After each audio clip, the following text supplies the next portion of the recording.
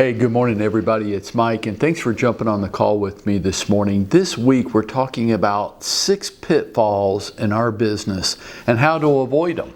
Yesterday we're doing a countdown from number 6 all the way to number 1, right? Yesterday we talked about what came in at number 6, which is we're just way too passive. Real estate's a contact sport. How many contacts are we making every day? Sometimes we can just be way too passive in our approach to this. Coming in at number 5, too many of us think that we can make full-time money working a part-time schedule. That's a real pitfall. What I want to talk to you about this morning is number 4. One of the big pitfalls in our business is number 4, which is we can have a feeling of entitlement. You know, this sense of entitlement in real estate and society, right? And society is at an all-time high. Many agents are shocked when maybe their neighbor or a past client lists their home with another agent. Maybe the agent believed that somehow they were entitled to the business versus the professional agent who's looking for opportunities to earn the business. Just because I know somebody doesn't mean I'm entitled to their business, right? Just because you have your license and you post a few photos of houses, or worse yet, tons of selfie pictures, look how pretty I am, aren't I cute, aren't I adorable? Just because we post pictures of houses or ourselves on social media, are we then entitled to anyone's business? Shed any sense of entitlement you may feel and ask yourself why someone should list their home with you instead of another agent. Why should somebody buy a home with you instead of another agent? And if you struggle to answer this question, perhaps humble yourself and increase your level of professionalism so that your answers are clear and on point. Why should I do business with you? I don't think it's because of the selfie pictures you took and posted on Facebook and Instagram, right?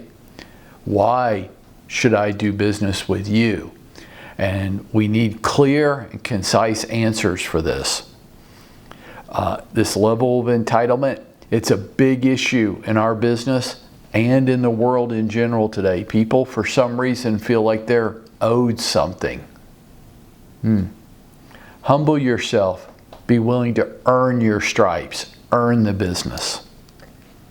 Coming in at number 3. This is a big pitfall.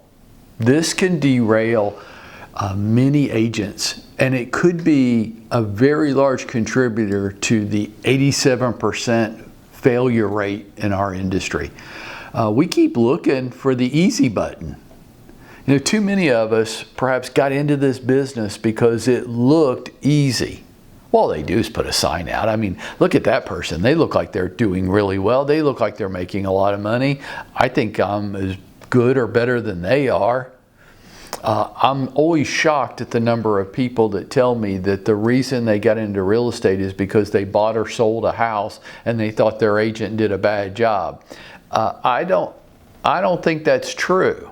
I think what they're saying is, I don't think the agent that I worked with was very much on the ball and they look like they made a lot of money. So I thought I'd get into this because it looked like an easy way to make a lot of money.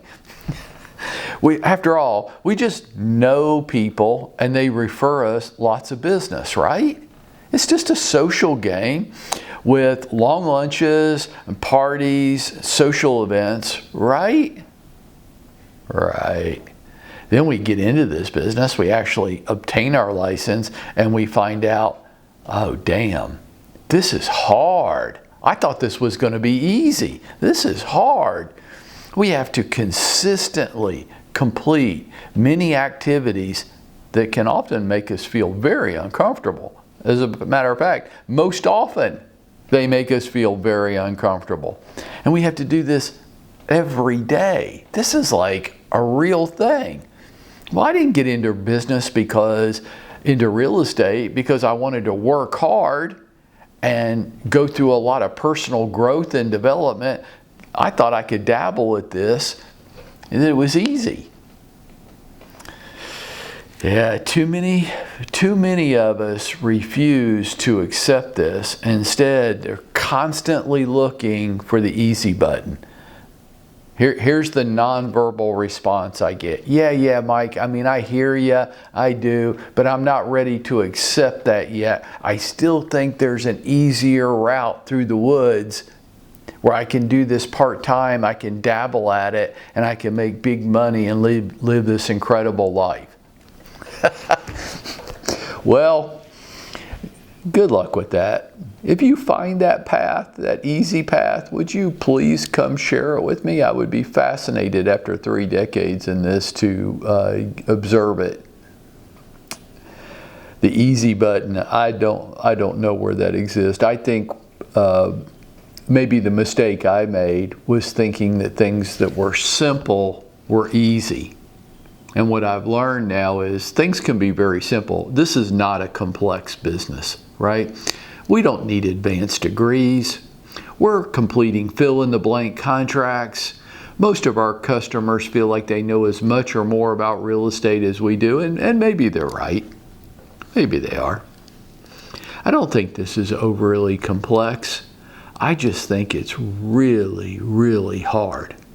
And every insecurity that you and I have is going to get tested. My lack of focus, my lack of discipline, my lack of consistency is going to get tested. And I'm going to have to make a choice. I am going to have to learn to get that stuff under control, or I'm going to have to go find something else to do for a living.